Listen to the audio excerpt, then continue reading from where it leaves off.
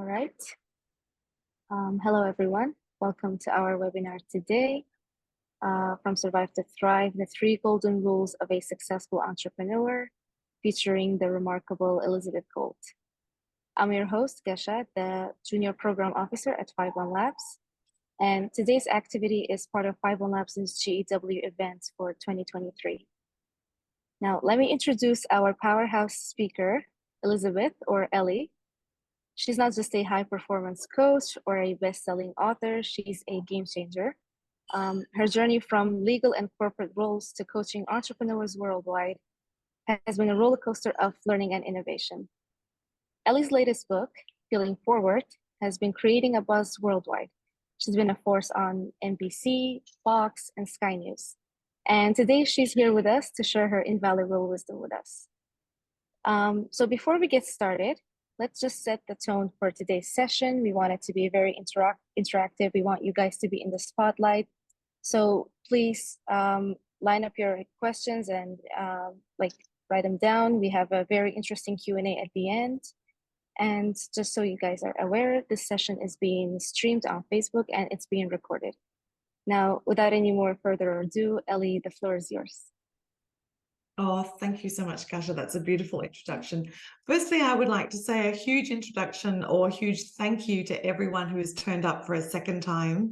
I know we had technical difficulties last Thursday that meant we were unable to connect. So thank you for your patience. Thank you for arriving again. And for everyone that maybe couldn't come last Thursday, I'm really excited to see you today. So a huge hello and thank you for attending. So as we're going to see in the presentation on the first slide, I just want to give you a quick overview of what we're going to cover. So when I have been coaching entrepreneurs around the world for quite a while now, it's always so dear to my heart and also so painful because so many people think that entrepreneurs don't succeed because they have a lack of funding or a lack of resources, or perhaps their idea isn't quite at the right time. But usually it's because entrepreneurs aren't quite there with their emotional journey. Have we got that first slide that just gives a brief overview of where we're going today? That would be lovely. Overall, I want this session to be really practical. I want you to take away all the myths about entrepreneurship that maybe you've heard along the way. Oh, fantastic. So we're going to cover the 3 golden rules of the successful entrepreneur, which is the 3 phases of the entrepreneur's journey. So the reason I talk about, as I just mentioned, the reason why an entrepreneur's journey is all about emotion is because if you don't have the hope and confidence to continue, you don't make great decisions. And then potentially the most amazing idea that could benefit the world gets lost. So we're going to talk about that. I have been an entrepreneur. I've started so many businesses, and I will also share with you the businesses that haven't worked or where I learned the lessons. I've coached thousands of entrepreneurs in different countries, and I'll be sharing what I've learned from that. Very briefly at the end, because I want to really focus on the first stage, which is the idea. Very briefly at the end, I'm going to share with you a personal success formula. So wherever you are on your entrepreneurial journey, whether it's, I think I have an idea, but I'm not quite sure if it'll work. 2, I've opened my business and I don't have enough customers. I'm going to share with you the 3 areas that you really need to get in alignment and what happens with one of those needs a bit of tweaking. And finally, this is a very interactive session, so I want to hear from you. So what I'm going to be doing is along the chat tonight, there will be questions at the end of the session, as Gasha said, but along the way, every now and again, I'm going to say, this is a book question. What do you think?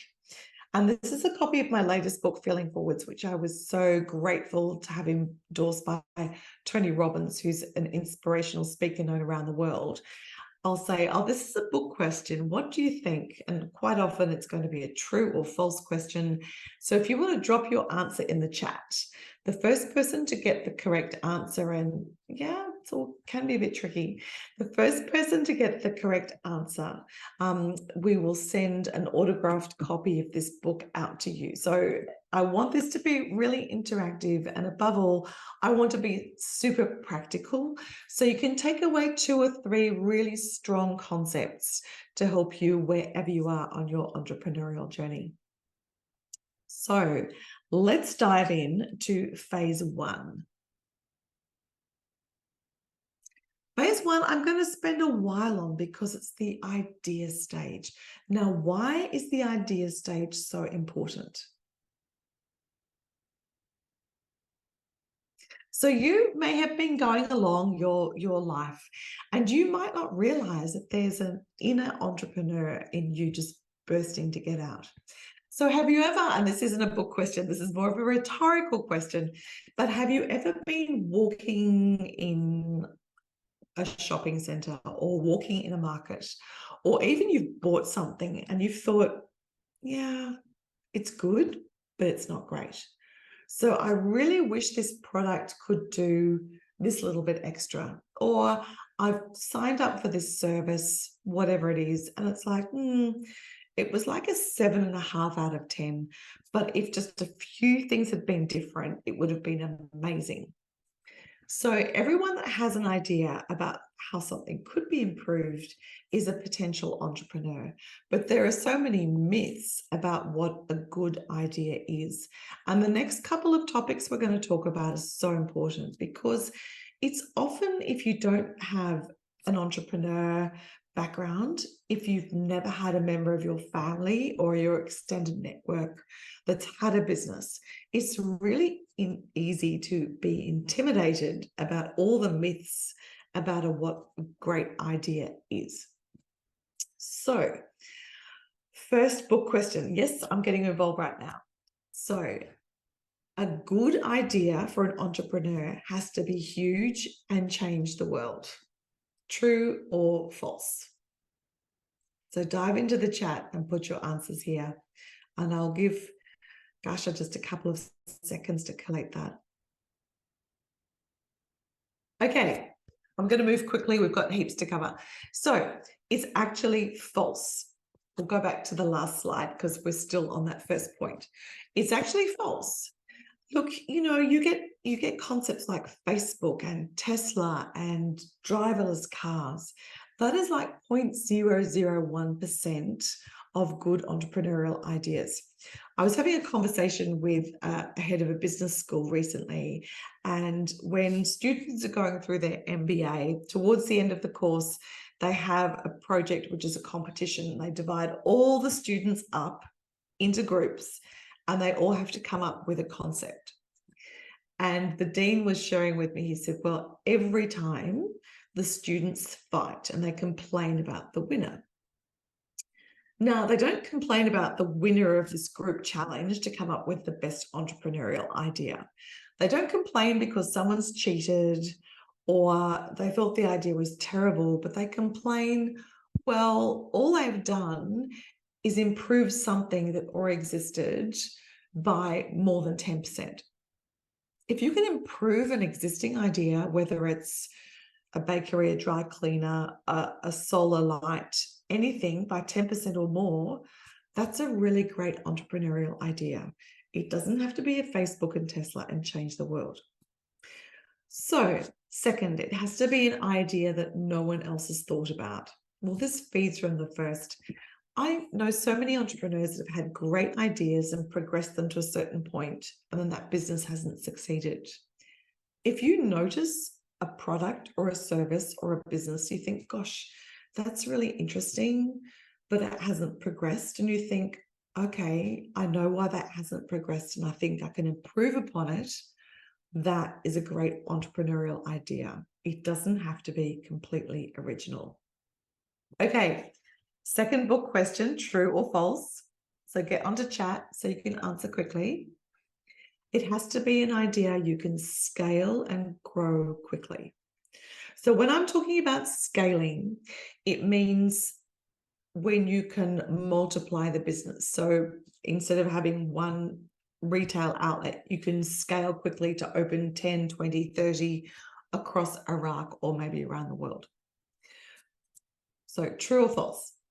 I hope you've got your answers in. Once again, the answer is false. You might have a particular industry sector, for example, education. So you may need to roll out your program. It could even be at kindergarten level or elementary school level. You might need to roll out a program that people sign up for or children sign up for 3, 6, 12 months. Well, you can't get reviews or testimonials after 1 week. No one's going to buy a product because someone says, oh, wow, we went here for 1 week and it was amazing. But if they say, well, I did this course or my child did this class for 3, 6, 12 months and it was incredible. So once again, that's a bit of a false. All right. 2 more myths about what a good entrepreneurial idea is. And that is it has to be the first idea you've had and you can't change your mind. This is a massive one because when you have an entrepreneurial idea, you might start to explore it and then realize that it takes you in a different direction. Or you might start talking to people about it. We'll get into that a little bit later. And they say, well, actually, that's kind of cool, but I would really prefer it if it did that as well. And last, we'll have one more book question on this slide, true or false. A great entrepreneurial idea, a good idea, has to be something that your family and friends find interesting. And this is a trick question. So true or false? Now, this is a trick question because it's true and false. Let me explain. If your friends and family are exactly the kind of types of people, the kind of demographic that you think would be perfect for your product or service, and they hate it, that's a bit of a problem.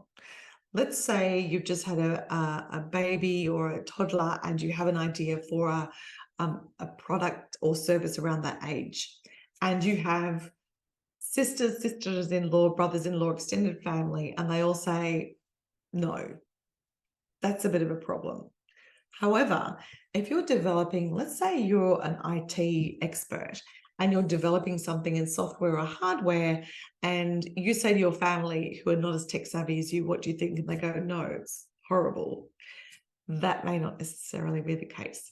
So for everyone that dived in with true or false, well done, because that was a bit of a trick question, but that really depends on who your customer is.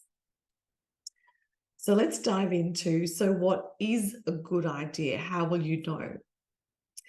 So when I talk about falling in love with an idea, I often think of myself, I mean, I've had a corporate career, a legal career, I've started a number of businesses, and I've published 3 books, but I've actually written a lot more.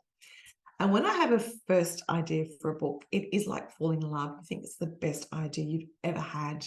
You can't imagine anyone not loving it. And it's a bit like starting a new relationship.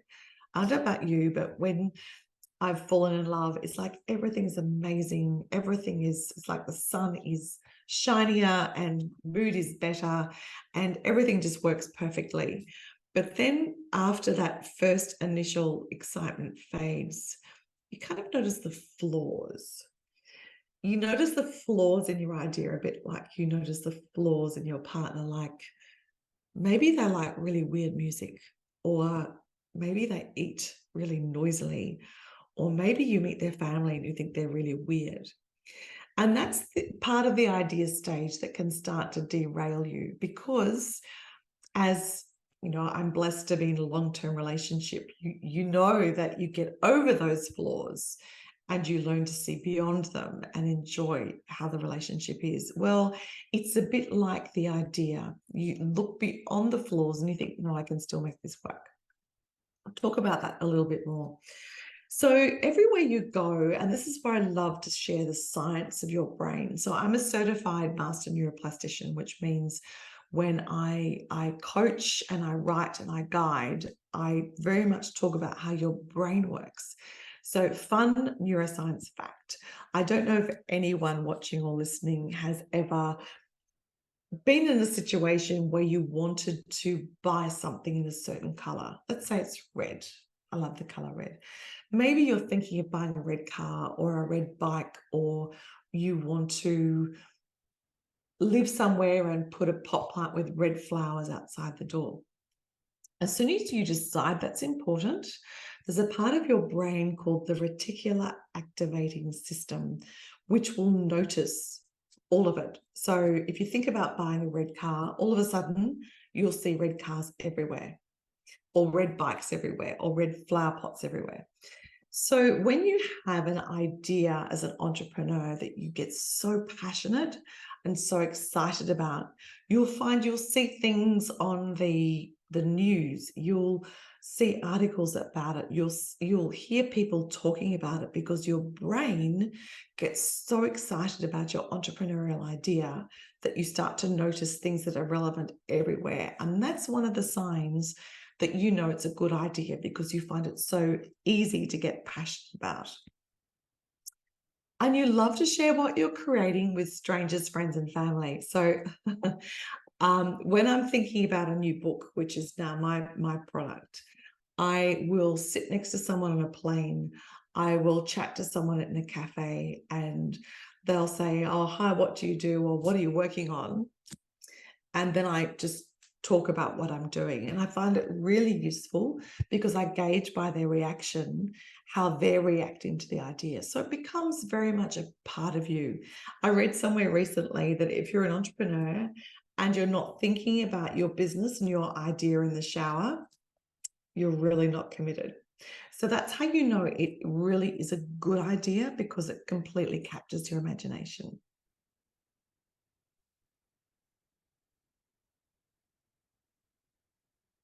So on to the next slide. So what happens? You have this incredible idea. It's like you've fallen in love. And then, as I said earlier, maybe you notice there's a few flaws. Maybe the first couple of people you speak to go, "Oh, yeah, oh, no, someone's already done that." Very common. Or, "Well, but how would you manage distribution?" Yeah, it's a great idea, but how would you get your product from location A to location B? One of the saddest examples actually was a good story. I met this incredible guy at a Tony Robbins seminar in San Diego, and we were all talking about the entrepreneurial ideas we had. And he said, "Well, I had an idea for a new business, but it was an IT, it was a tech idea, and my best friend is a tech guru, and he told me it was a really bad idea, so I stopped." And we all said, "Oh, okay, that sounds a bit sad." So we asked him to explain his idea, and honestly, it was complete genius. And there were all, coincidentally, it was 5 girls and him having lunch. And we all said, "No, no, no, no, this is the best thing." And it wasn't an idea that was going to change the world. It wasn't a Tesla. It wasn't a Facebook, but it was an idea about how to win. I'm not going to share it completely because he's working on it.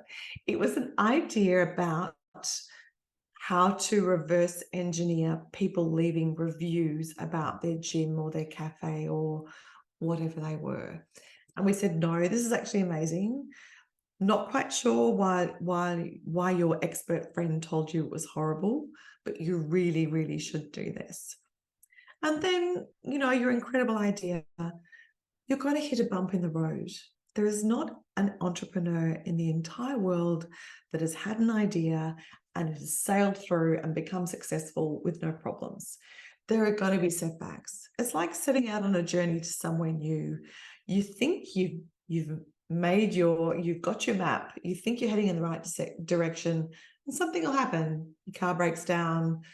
Your small child has a wobbly. The weather's bad, all sorts of things. It's exactly the same with an entrepreneurial journey. There's always going to be a bump in the road, but you need to keep going. So, golden rule number 1, and I know I'm spending a lot of time on ideas, which is only phase 1, but so many brilliant ideas have died without ever reaching the world to make it a better place, because someone listened to what they were told, someone hit their first bump in the road and thought it was a sign they should give up, or someone just lost hope and confidence. So that's where I'm very, very passionate about getting people beyond the stage. So golden rule number one is embrace the doubt and do it anyway. And one of my favorite examples of this has to do, and this is a bit of a visual thing, so I know I'm small, but it has to do with the Post-it note and super glue. I know, I'm sorry, this is so small. This is a tiny tube of super glue, but I opened it. And you know, with super glue, if you open it and then you try and use it, you can stick your fingers together and it's really, really terrible. So weird, fun, true fact. So the scientist that was trying to invent super glue invented the Post-it note by mistake. And as you know, with Post-it notes, the glue is so weak, it hardly sticks to anything. And the scientist who was trying to invent a Post-it note in completely different country, completely different company, invented super glue by mistake. Now that's kind of cool. And if you want to geek out on inventions like I do, you can Google inventions by mistake. And honestly, there's a huge list of them that we use every single day. But where the entrepreneurial magic comes in is that the super glue guy that wanted to invent an adhesive that didn't work, and the Post-it guy who wanted to invent super glue could have said to themselves, I'm a failure, I'm a loser, I didn't achieve my goal, my job was to invent X and I invented Y, so I should throw it away and start again. And this is where the magic of an entrepreneur comes in, because each of those people, and there were probably support people around them as well, said, okay, this isn't what we were expecting, but this is kind of cool. So let's run with it and see what happens. And I don't know anyone, I mean, I'm an eternal student. Super glue, I don't need so much, but Post-it notes I use all the time. So I'm very, very grateful for the entrepreneurial spirit that inventor displayed. So now let's dive into phase 2 of a successful entrepreneur, which is the build stage. Okay, so you've had your idea, and this is where there's a bit of a gray area between the two. You need to get started. Don't plan forever.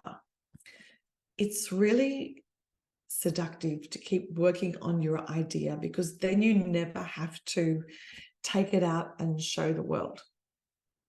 And there is a fear about launching. So a couple of years ago now, I was working with a really fabulous female artist in Egypt, and she had a dream to launch her own solo exhibition. And she wanted to do it in smaller steps because she was really quite worried about it. So she thought, well, I won't launch my own exhibition. I will, first of all, I will plan an exhibition of a group exhibition of female artists, because that feels a little bit less scary. And that was a really good idea. You know, there's that great saying, I don't know if it's something you talk about in Iraq, but there's a thing, how do you eat an elephant? And the answer is one mouthful at a time. So she was taking a small mouthful of coordinating this exhibition to get confidence before she did her own. And she came to me because she was completely stuck. And the reason she gave was, well, I can't find the right date. So she had all the artists lined up, the venue, the look and feel, the marketing, but she said, I can't find the right date. So I unpacked it because it didn't make sense to me. So we looked at the calendar and I said, okay, well, let's take all the religious festivals, the main religious festivals, out for most of the religions in Egypt, because that's being respectful. And then let's take out school holidays and public holidays and anything else. And we were still left with a solid 30 weeks in the year that she could have run this exhibition, but she still had this fear about launching. So to overcome it, I took her through a visualization which was based on fear of missing out, or FOMO. I said, okay, let's take you to your favorite cafe and let's imagine walking in, and on the side of the wall is a poster, and it's a poster advertising the exact kind of exhibition you wanted to do, but you couldn't pick the date. And then let's imagine you sitting down or catching up with your friends and they say, wow, oh, we went to this great exhibition. Weren't you thinking of doing something like that? Oh, but you didn't. So if you're coming to a build stage, you've worked through your idea and you're at that really scary, and I feel it every time I write a new book, really scary point of releasing it to the world. Just think, well, what if someone else gets this done because I'm scared? And how's that going to feel? Okay, next book question, true or false? I find a lot of entrepreneurs at this stage are really fearful about talking about their product or service because they believe if they talk about it too much before it's successful, that someone will steal their idea and copy it and they'll be first and more successful and they'll miss out. So, book question, the myth of someone stealing your idea, is that true or false?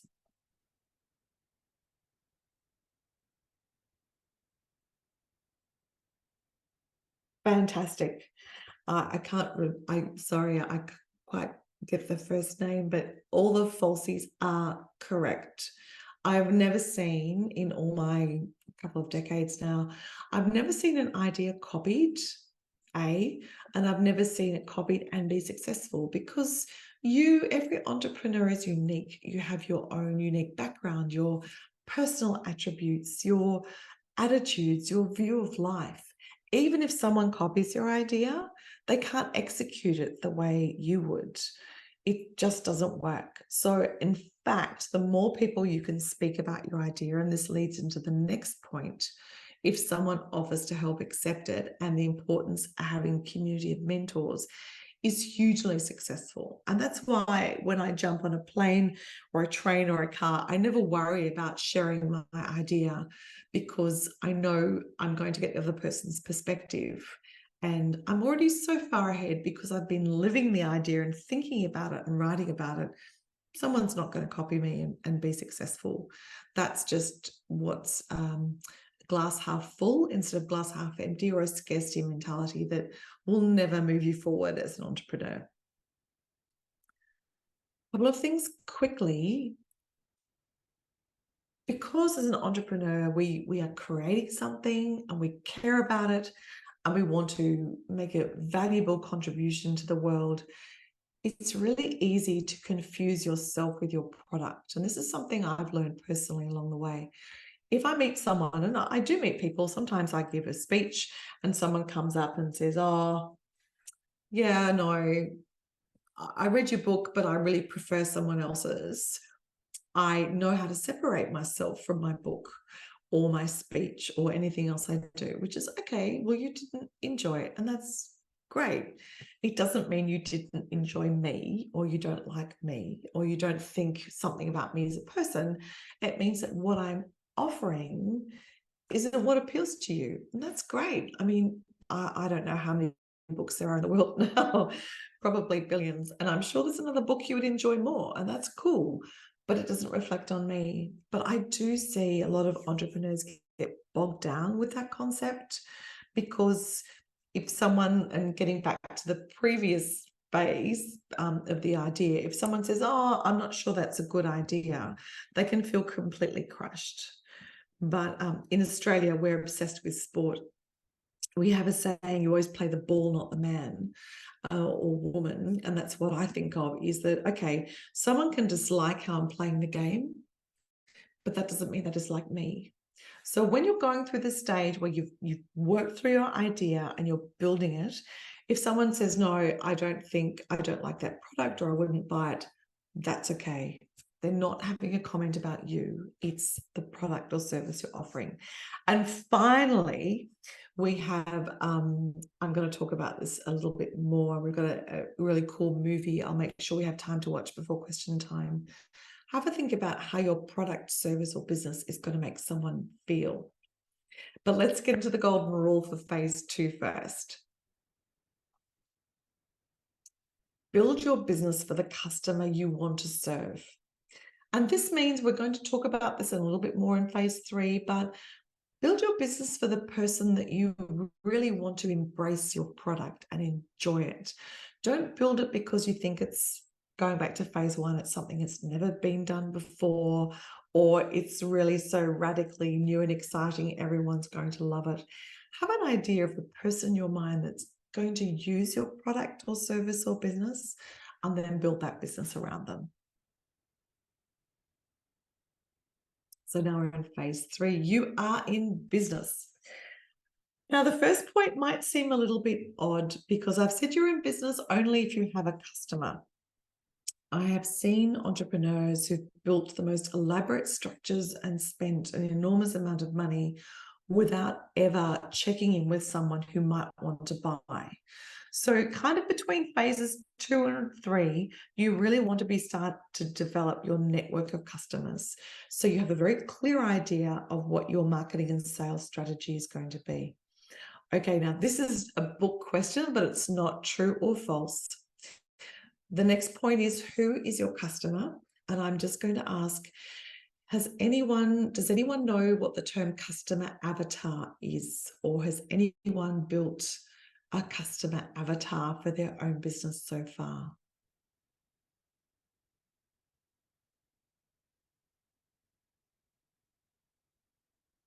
So yes, a customer persona. Yes, absolutely.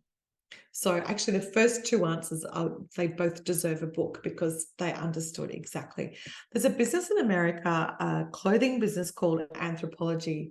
And it's really interesting because when you walk into a store, it's almost like going into someone's house. And they have an avatar that is so specific customer persona. They've given her a name. I forget the name now. Let's call it Olivia. But before they introduce any new homewares or a single item of clothing, they think about, would Olivia like this? Now, Olivia, they have written an autobiography, a biography of her down to when she was born, what she looks like, where she went to school, what sports she played, who she married, how long they dated, how many children she has, what does she name them, what are her hobbies, what does she like to do on weekends. I mean, it sounds incredibly detailed. It's a little bit like really brilliant actors when they're getting into a role, they dive really deep into the character. But when you're building your business, you need to have a really, really clear picture of who your customer is going to be, and then tailor your business around them. Oh, and a quick question, I'm just throwing this in because you guys are amazing.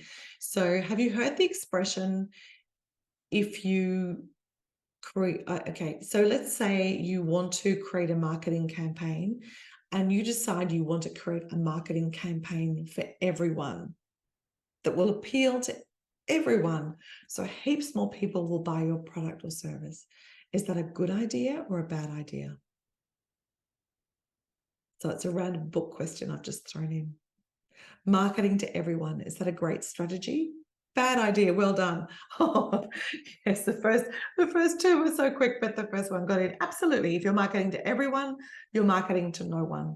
So that's where your customer avatar at this phase, and does kind of cross over into the previous phase as well.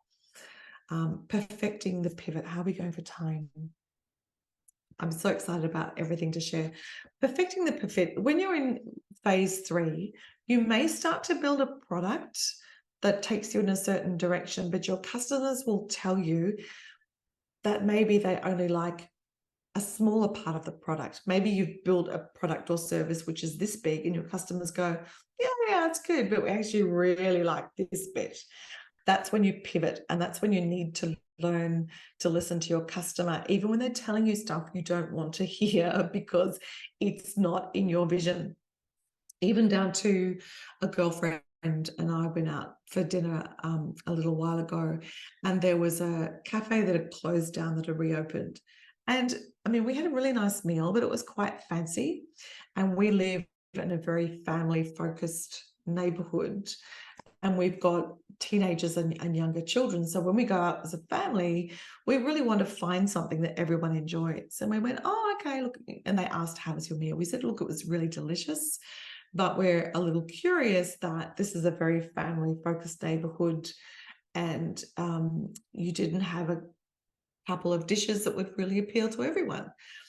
And, you know, bless. He was such a beautiful person, but the waiter said, oh, well, you know, if you really want that kind of food, you can go to the next couple of suburbs, but we really have a vision for fine dining and blah, blah, blah. And we went, okay, great. And on that basis, we actually didn't go back and didn't take our family. But then we noticed in a couple of months later, they had some advertising around, oh, we've expanded our menu and we've included all these family dishes.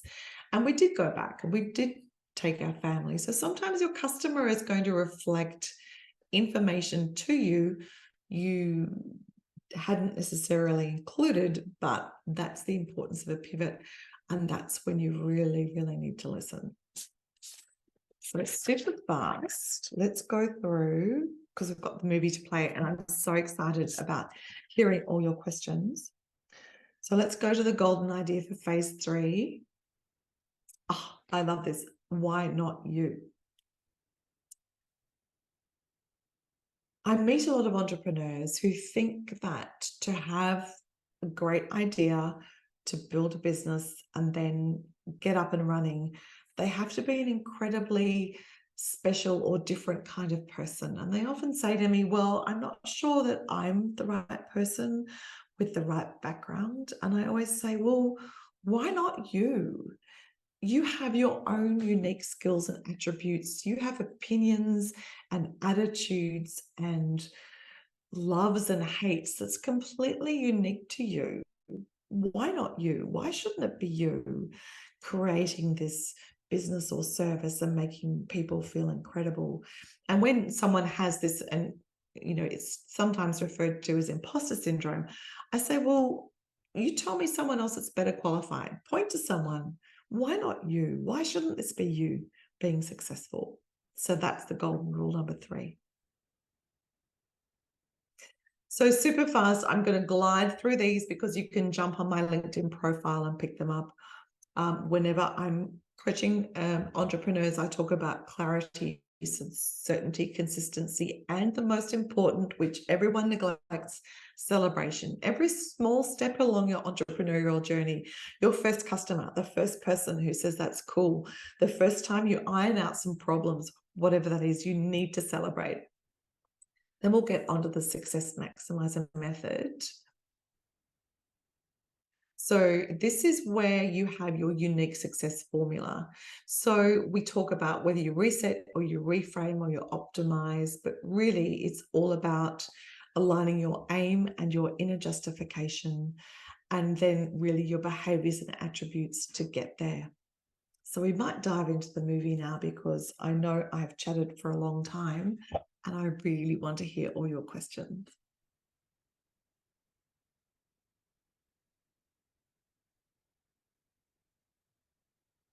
Once upon a time in New York City, there was a young filmmaker called Harry. Like many entrepreneurs, Harry was in the middle of his pre-success phase. And like many entrepreneurs, he worried that this phase would never end. With his savings dwindling, Harry decided that he would make one last heroic effort to make it, or forget his dreams and look for a job. Harry decided to enter a prestigious short film competition, aiming to win or at least place. There was just one small problem with Harry's plan. He couldn't think of a topic for the film. Whatever the filmmaking equivalent of writer's block is, Harry had a bad case of it. So in search of inspiration, Harry spent his days roaming the city, searching for quirky places or unusual situations to inspire a story. But after a few weeks, the inspiration had not struck, and the closing date for the competition was looming closer. One day, Harry was wandering around an unfamiliar neighborhood when, dejected, hungry, and footsore, he walked into a local cafe. As he entered, a well-dressed older man came out carrying his takeaway coffee. And between opening the door and a sudden gust of wind, the older man lost his balance and bumped into Harry. As the older man profusely apologized, Harry recognized him as an award-winning filmmaker. Harry excitedly introduced himself as an admirer of his work, and they moved away from the door to chat. The filmmaker was so charming and affable that Harry found himself revealing his frustration over his inability to think of a film topic. The filmmaker listened kindly, but started to become restless, hinting that he needed to be on his way. Harry finally paused to breathe as another gust of wind tugged at the filmmaker's blazer. "Why don't you make your movie about the wind?" The filmmaker smiled before he walked away. The wind, Harry's initial confusion, evolved into excitement. After all, the wind was universal. Everyone in the world experienced it. It didn't need translation. What about a silent film? He mused. What if I follow the wind for a day and base my creation on that? A week later, Harry's frustration had doubled. Following the wind wasn't working because it was so unpredictable. He tried following the wind as it blew leaves along the street, a plastic bag flying in the wind. But whatever Harry filmed, the footage looked choppy and boring. Desperate for wisdom, Harry returned to the cafe in the hopes of bumping into the filmmaker again. Harry was in luck, and the filmmaker didn't seem to mind when Harry asked if he could join him for coffee. To Harry's disappointment, the filmmaker laughed at Harry's lament. "My dear Harry, it's not the wind that matters. It's never the topic of the film that matters. It's about how the wind makes people feel. That's your film. The power of our emotions is like the wind, invisible except for the impact it has on ourselves and others." Or as Maya Angelou elegantly said, "People will forget what you said. People will forget what you did, but people will never forget how you made them feel." Our emotions can lift us up to overcome any challenge. It's how you feel about yourself and how you make others feel that shapes your life and creates your legacy. Feeling forwards.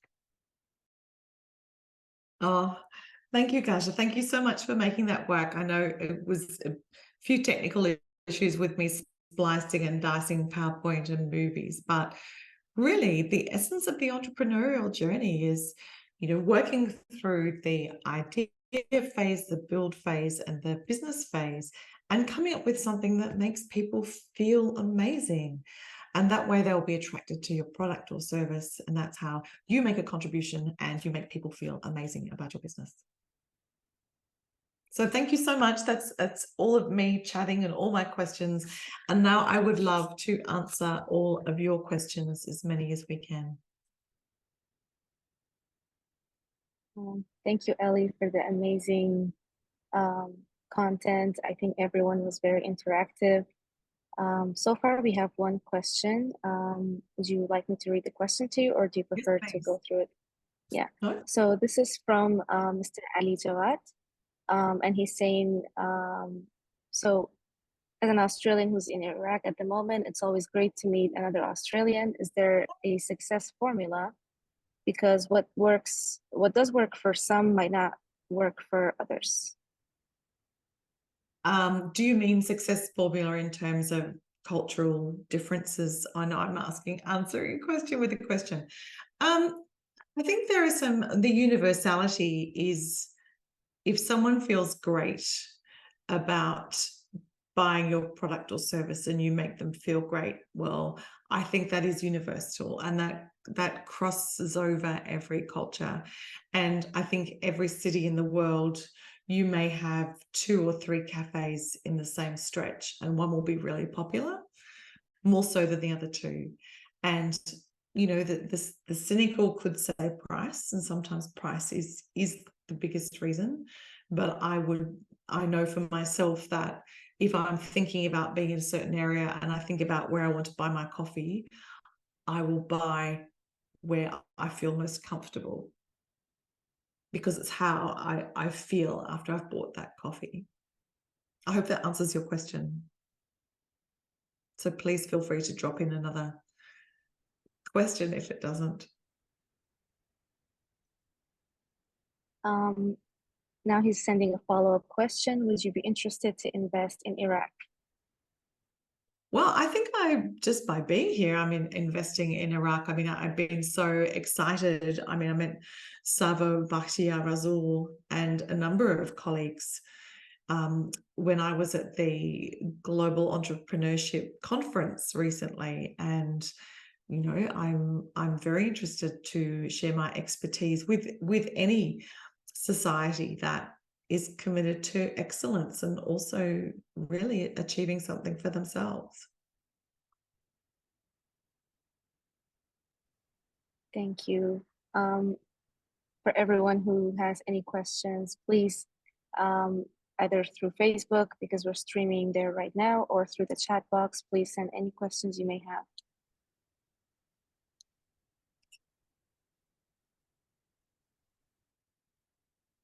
I think it's really impossible to overestimate how people choose to take up an entrepreneurial idea because of how it makes them feel. And you can have quite, going back to your idea doesn't have to drastically change the world. And going back to the MBA students getting upset with the competition, you really can improve something by 10 or 15% and not only have a successful business, but make everyone really happy to support your success as well. Definitely. We have another question actually from Mr. Ziad. I've got this great idea that I'm confident will work, but I'm finding it challenging to kick off the first phase. Any advice on how to tackle this initial hurdle? Are you at the idea phase or the build phase? I think he's at the idea phase based on the question. Sure. Well, look, a couple of things. I mean, the idea phase, there are a couple of basic kind of business principles. It's always really useful to go through. One is the SWOT analysis, go through the strengths, the weaknesses, the opportunities, and the threats, and really approach it in quite an analytical way. Before I write a book, for example, I will do my research. I'll go to bookshops or go online and see what other books are in the space. I'm never going to write a book that is very, very similar to something else. It always has to have a particular point in the market. So there is that initial hurdle. I can understand how you feel. There is that initial hurdle where I have a great idea, but then what do I do? So look in the market, look to see what other people are doing. Not necessarily for comparison, but see if you can find a niche in the market. See if there's something different about your idea, even once again, 10% different that you can capitalize on. And then once you've done that, strengths, weaknesses, opportunities, threats analysis, then it's a great time to get into go to events with something like a global entrepreneurship network, or go to an incubator program, or go to a university and just start chatting to people. Approach people on LinkedIn. I'm always, something I didn't have time to mention in the slides, but I will often say I'll give a speech and say I'm happy to help, and absolutely no one contacts me. Now, I'm always happy to spend 5 minutes saying, well, have you tried this? Have you tried that? I may not be able to spend much more than that, but always happy to help. So if you ever have a mentor, or maybe someone that an old professor from university or school, just approach them and say, what do you think? It takes a community to get an idea to market, not just one entrepreneur. Thank you. So Ilaf is asking, is there a particular growth strategy that tends to work well for most startups? Oh, look, it really depends whether you're a product, you're a service. Are you in a niche industry? Are you a technology-based industry? I think any growth strategy really has to depend on having a clear idea of who your customer is, but then approaching people that reflect your customer base and really listening to them. There's no one size that fits all. Sometimes you can have a miracle and happen to find an investor that's happy to promote you very heavily and take you forward. Sometimes you need to find 10 interested people or more and get a little piece of wisdom or funding from all of them. I think the most important thing when pursuing a growth strategy is don't be shy about talking about your idea. Don't be shy about asking for help, but also don't be precious about someone saying, well, actually, have you thought about this? And don't reject it outright. Definitely. There are a lot of questions and wonderful comments. So I'm going to try to give everyone a fair chance. So if I skip a question, please, like if you have repeated questions, please try to understand that we have some limited time. So someone is asking, are there specific platforms or communities that you recommend for startup founders to connect with? Look, I'm probably a bit of a LinkedIn fan. I have, because my business is actually quite broad, I tend to spend more time on Instagram and LinkedIn than anything else, and YouTube. So I know some people benefit greatly by Facebook groups. I haven't had the bandwidth to do that. Oh, I also have a podcast as well. So I think find a platform that you feel comfortable with. I'm more and more in love with LinkedIn. I think it's really valuable. And what I love about LinkedIn, as you get more factually based information than opinions, and it's also a group of professionals that are quite often expert in your area. But I think, the Global Entrepreneurship Network, 51 Labs, I mean, you have so many organizations in Iraq that are committed to promoting entrepreneurship. I would look local first rather than maybe spreading yourself thin. Definitely. And we are always open at 51 Labs to help anyone. We have this beautiful network of entrepreneurs that keeps growing, thankfully. So Bahra is asking, do you see increased ways and potential for Iraqi entrepreneurs to be connected with entrepreneurs around the world and ways to ease investment and collaboration? Well, yes. I mean, the world is a very small place when it comes to entrepreneurship, and I have it's almost like a borderless globe in terms of, if you have the entrepreneurial spirit, there are no borders. I think one thing I've been very excited about with 51 Labs and other entrepreneurial organizations in Iraq is your support, particularly of female founders, is higher, sadly, much higher than it would be in the US or Australia. So I think in many instances, Iraq and other countries in the region are leading the world in terms of barriers to entrepreneurship are much lower. I know in Australia, if you want to open a company, start a business, the red tape is vast compared with what you are enjoying in your country. So I'm not a technical expert on that, but I'm just saying that. So don't think because you may be in a smaller country that you don't actually have the same advantages or more than maybe in other countries. Thank you. Someone is asking, the fear of copycats stealing a business is very big in Iraq. How does that convert in smaller markets where they can take a big portion of your market share?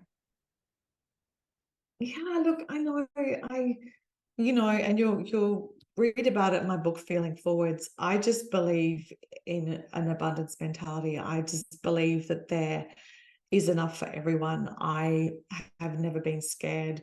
I know, because I'm a high performance coach, I work with business executives, senior business executives around the world. And like the slides I shared with you, and they're on my LinkedIn, I know a lot of my colleagues would never have anything about their coaching formula on their platform. And it's like, well, no one can do me the way I can do me.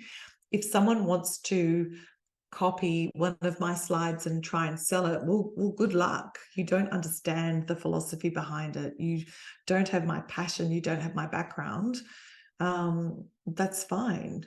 It's not going to succeed. Just quickly, my mentor, Tony Robbins, who is a very prolific, well-known speaker in America, but he runs a 3-day program where on the first day you walk across fire, across hot coals. I've actually done it, the best thing. But he had someone come to his conference a long time ago now when he was just starting out. They sat through his 3-day seminar. They recorded every word he spoke. They videoed his gestures when he was speaking. They copied his firewalk. So talk about the ultimate copycat. I think they even said they were called Tony Robbins. But anyway, they ran this event in a different state. Thousands of people turned up. They all got their feet burnt. They hated the content. It was a scandal at the time until the real Tony Robbins was able to prove that it wasn't him. Copycats are like the boogeyman. They may work for a small period of time. If you have loyal clients and loyal customers and you really focus on how you make them feel, like in the movie, well, they don't get stolen, or the majority of them don't. Don't be fearful. Don't be scared. That being scared of something that probably will never happen will hold you back way more than anything that actually does happen. Thank you. Someone asked a similar question, which I think may fall under the same answer. They were asking if it's okay to talk about your idea to many people. Absolutely. Yeah. Absolutely. Okay, so we have another question. What is your 2 suggestions or advices for a business that is very new in the community and in a community that somebody lives in? In a community that, sorry? For a business that is very new in the community that somebody lives in. Oh, okay, that's amazing. That's great, because that means you can, without being confusing yourself with your product or service, that means you can really bring your personality in and without, forgive me, knowing exactly what the business is, you can go around to other businesses in your community and say, look, I'm starting out with, hopefully you're not the copycat, I'm sure you would be, but I'm starting out with doing my business. I'm really excited about it. Is there any way that you and I could support each other? Is there any way we could leverage, or just to let you know what I'm doing? Maybe you don't want, there's no way our business can connect, but maybe I can understand what your business does. So maybe I can send some customers to you and really become part of the fabric of the community, being very, very open and very abundant. And that can be perfect. I think the really hard thing is when you're scaling or you're growing and you potentially launch your service or business in a community that you're not part of. That can actually be way harder than integrating yourself into your own community. Thank you. We have a couple more questions, but I don't know how much time we have left. I think we're actually a little bit beyond the time. So we have 2 questions that are very similar. So I'm just going to read one of them. What readings do you recommend for entrepreneurs to learn about laws and policies that help them understand their working context and protecting their business on international level or a regional level? And does your book cover that? No, it doesn't. That's a very technical area. And to be honest, you can spend an absolute fortune trademarking and intellectual property. And oh, look, it's really, you will find 5 arguments as to how much you should do and how much you shouldn't. So for example, with Feeling Forwards, I checked to see if there was a registered trademark. There is one, I think, somewhere in China for some kind of herbal water. With a book, for example, you do have some natural protections. I'll try and make this pointy. If you have a product that is so generic to the market, you have some automatic protections. But until, I would say the best way of defending and protecting your product is to make sure it's successful as soon as possible. You may have a kind of product if it's really patentable, like a new kind of vacuum cleaner, for example, or a new kind of zip fastener, then you might want to go down the route of patenting and protecting. But you can spend an awful lot of money that you could have otherwise spent on making your product really successful and cover the market. It's a really tricky area, and that would be a great place to go to somewhere like 51 Labs or to go to an accelerator program where you would have people that could advise you more specifically according to your product. All right, I think that covers most of the questions. Thank you guys for your wonderful questions. And thank you, Ellie, for the wonderful webinar. Personally speaking, I found it very inspiring, and I'm sure all of our attendees felt the same. Just to add one thing, I think we were facing a glitch with the names in the chat. We will contact you guys later for the full names to see who was the lucky winner of the signed copy of your book. Sorry. Awesome. Yes, going forward. Yeah. So I'll get the copies Yes. out to 51 Labs. So hopefully they can be on their way soon. And if you do have a question that you didn't answer or you didn't get answered, just reach out to me on LinkedIn under Elizabeth Gould, and I'll be happy to give you a quick answer. Sounds great. Thank you so much. Thank you guys for attending the webinar. It was a pleasure to have you with us, Ellie, and we look forward to more events together. See you guys in the next one. Take care. Thank you very much. Good luck. Thank you.